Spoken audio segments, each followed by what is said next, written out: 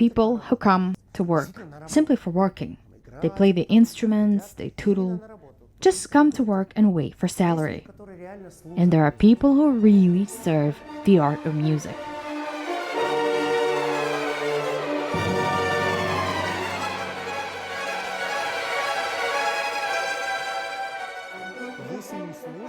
If you do not serve music, if an orchestra member or a majority of them do not serve music, and perhaps I sound naive to some extent, then the orchestra will soon die.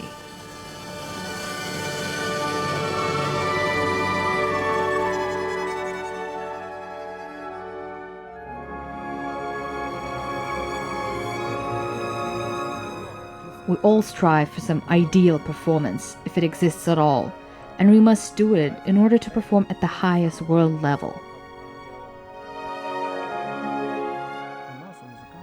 We, musicians, have a lot in common with athletes. We must always stay in good shape, regardless of how many concert performances we may have. The musician is to come on stage and present their art with such skill so that listeners leave the concert filled and overwhelmed with impressions. Because the magnitude of the piece itself requires such high-quality performance.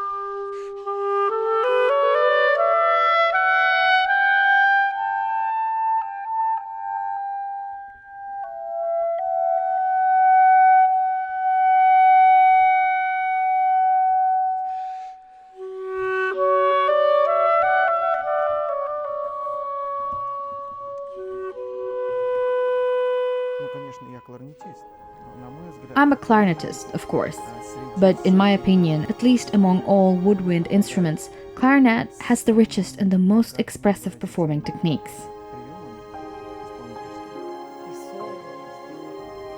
Both as a solo instrument or in an orchestra, it sounds fine.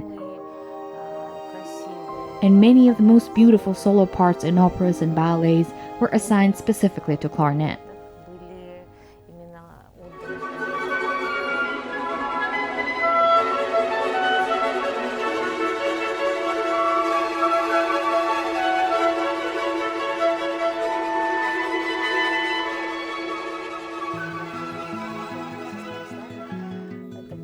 The first time I heard an opera aria with a solo clarinet playing was when Stanislav and I met at Buribayev's theater. I was so amazed by the sound and so deeply moved that it opened a way to our relationship with Stanislav later on.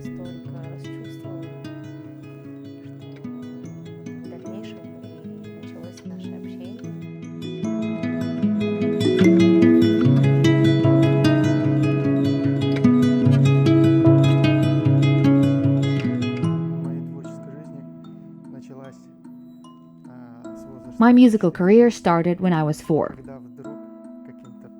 Suddenly, one beautiful sunny day, I told my parents that I wanted to play the piano. I studied the piano as a special subject for 7 years at a children's music school. I came across the saxophone several times. I liked its sounds and I wanted to learn playing it. Since I wasn't physically strong due to my age, when we came to the saxophone teacher, he told us it would be better for me to start learning the clarinet, since saxophone and clarinet are related instruments. He said, "Let's see how your clarinet goes, and later, if all is good, you'll get stronger and switch to the saxophone."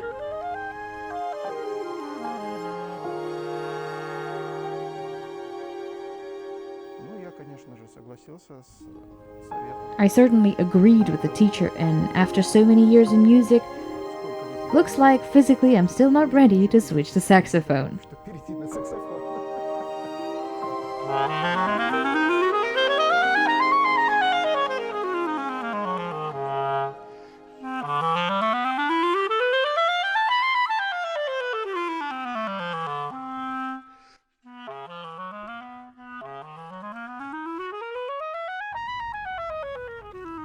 With every year of studying to play the clarinet, it was during the learning process that I delved deep into its sound. By studying all the nuances of its timbres, shades, I mastered the techniques and still continue to do so. Frankly speaking, I will never switch to the saxophone now.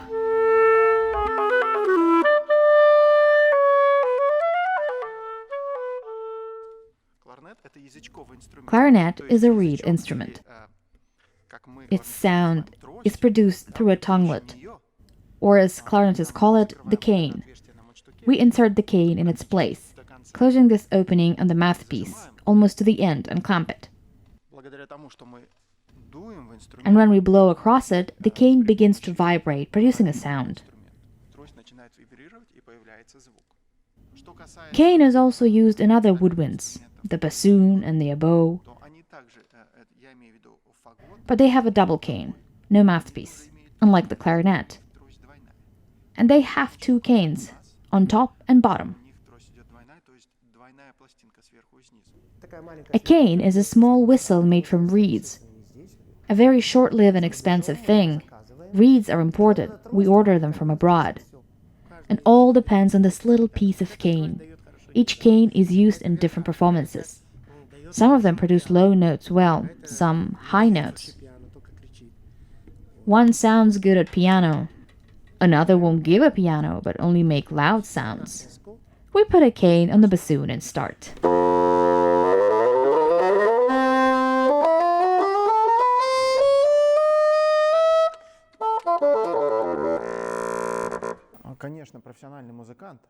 Certainly, professional musicians can perform a music piece on any instrument at the minimum acceptable level. But in order to touch the audience's heart, to reach its soul, one needs instruments with specific features. The features close to the performer. Instruments of certain producers or craftsmen are suitable for certain musicians. One musical instrument may suit some and be rejected by others. And of course, every musician has their own perception of a beautiful sound.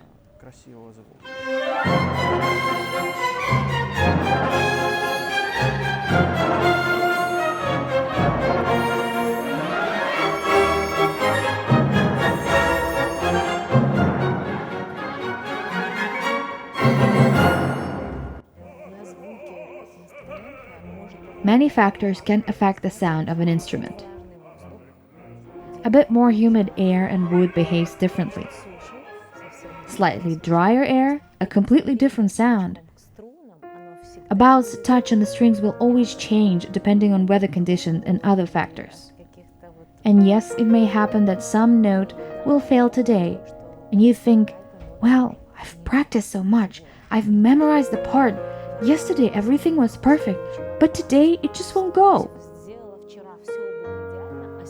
And then, during the performance, it suddenly plays well. Fingers run along the strings, the instrument sounds right, all is good. Every instrument has its own soul, as every time the musician touches, they put their heart and soul into it.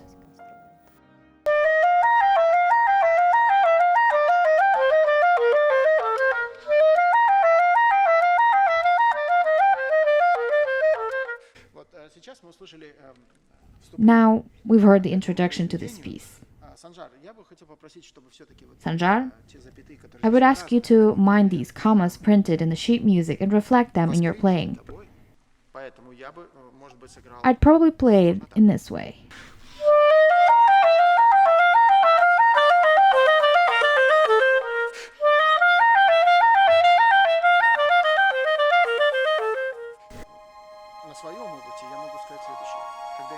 From my own experience, when I started teaching, I began saying to students the same things my own teachers used to say to me. But when you say this to your students, and you see how your advice helps them to succeed in something, then a lot opens up for me as a performer from a completely different perspective. And at such moments, I really grow greatly in terms of my own performance.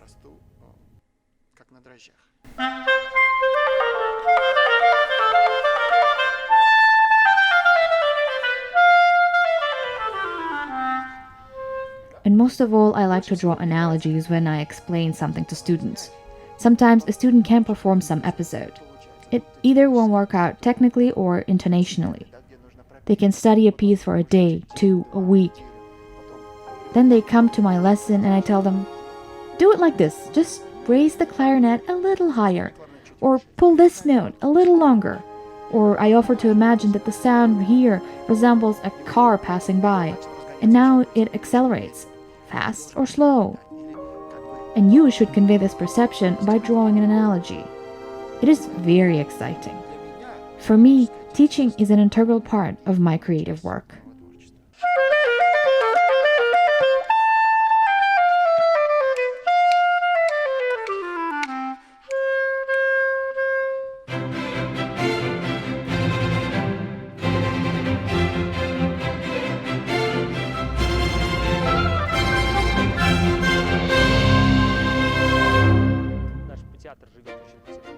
Our theater has a very busy schedule. We always have a lot of events. Today I'm especially happy that our beloved Astana Opera Orchestra will for the first time perform excerpts from Richard Wagner's cult tetralogy, The Ring of the Nibelungen.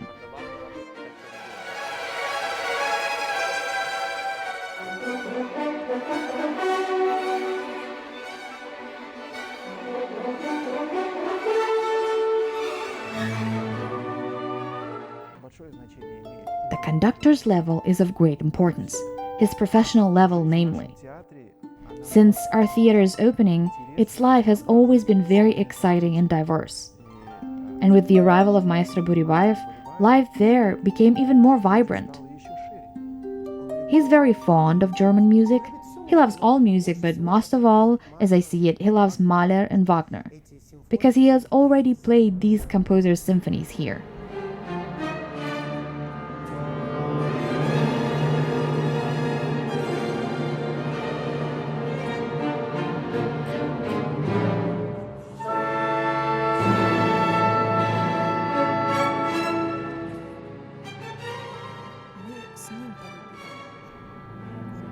He instilled our love of Wagner. Alan Buribayev, our chief conductor, chooses our repertoire, and he brings a lot of new things into it. We've recently played Wagner and Mahler's symphony, and we want more and more. We ask to play more symphonic music in addition to operas and ballets. I got to know Wagner's music and began to understand and to fully feel it thanks to Alan Buribayev.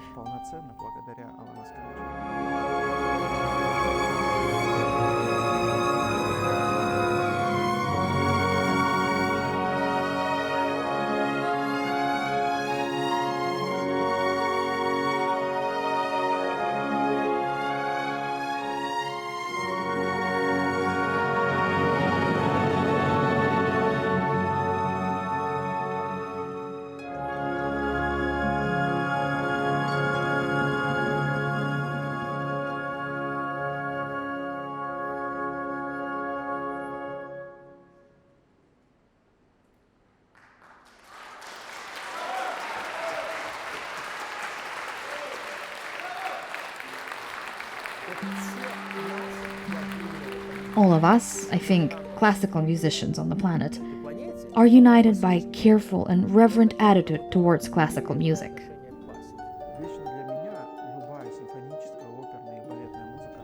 Personally, I am interested in any symphony, opera, and ballet music.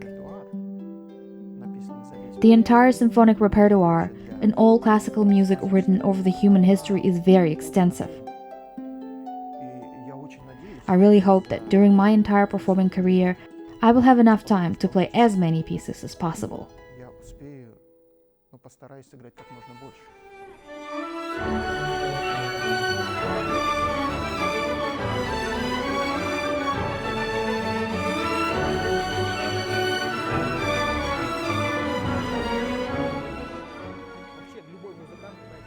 Any musician, when they pick up a violin or sit down at a grand piano, they strive, I think, for some perfect performance. Of course, they may have played this piece before with another conductor who asked to play it in a slightly different way, with a different tempo and sound, but real musicians, both here and abroad, are so professional that they quickly adapt to the style requested by a particular conductor. Of course, the conductor asks it for a reason. He's done a lot of preliminary work and understands that, for instance, Tchaikovsky's music needs to be played in such a way that the singing could blend in nicely.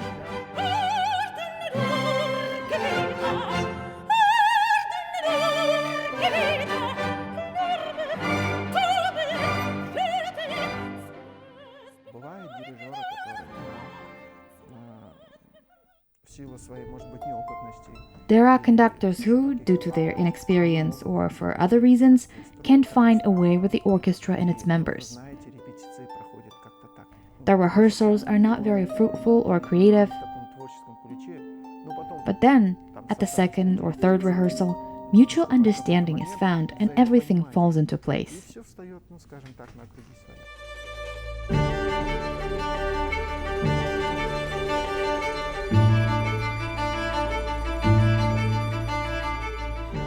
I performed in Japan. A few people speak good English there. When I started rehearsing with a Japanese orchestra, I caught myself thinking that at some point I stopped talking or asking anything from the musicians. Everything occurred in silence, and I felt like it was an act of pure art. I communicated with the musicians using gestures and everything was clear to them. Absolutely everything. We understood each other. You see? This is amazing, as it's in classical music that this happens. For example, in Tchaikovsky's Fifth Symphony, clarinets enter first. I came to conduct. I look into the eyes of this clarinetist. He does not know me. I see him for the first time in my life. He has a different background, education, a different life experience. We are different. But I show my gestures and he follows them. And suddenly, the music changes. And everything is clear without words. Music is a language that unites people.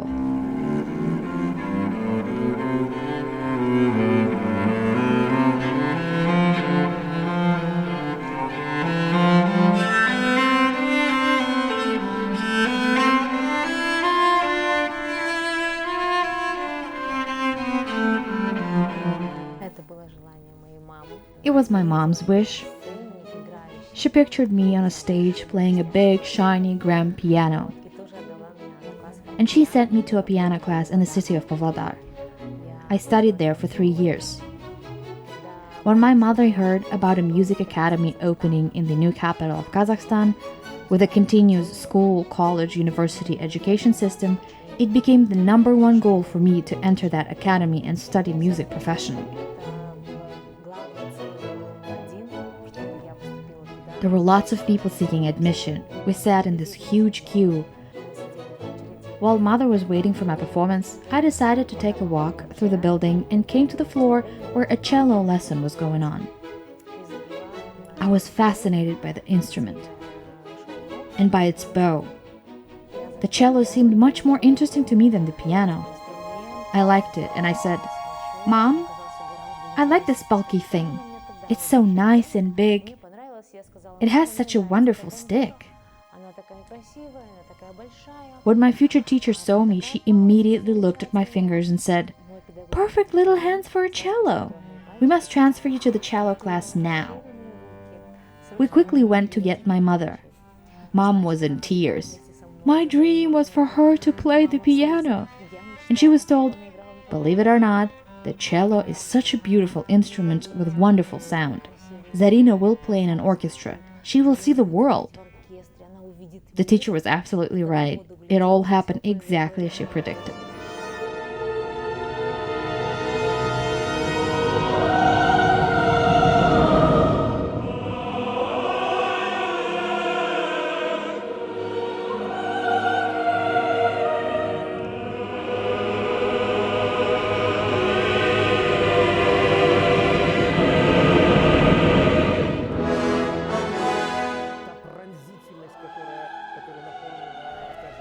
That piercingness filling Tchaikovsky's Pathetic Symphony or Brahms' Fourth Symphony, Mahler's Fifth Symphony, it's a deeply moving human experience captured in music notes.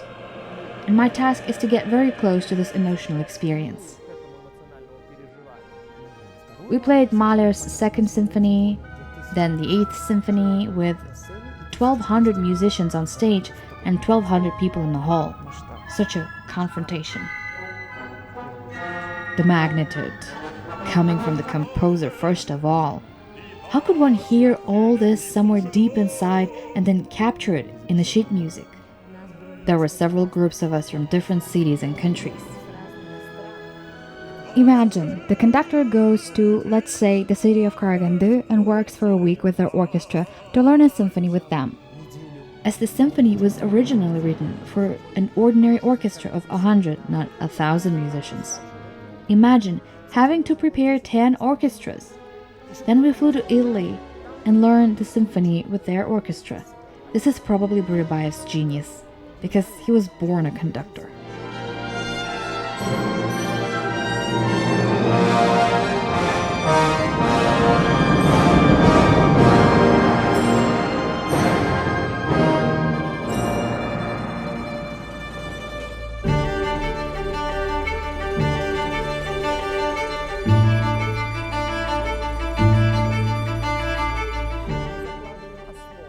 We lay foundations for the future, not only the future of classical music, but for our country's future of culture in general. And I reiterate my idea that we are part of the world civilization. Kazakhstan is part of the world civilization, and we are mutually interesting to each other.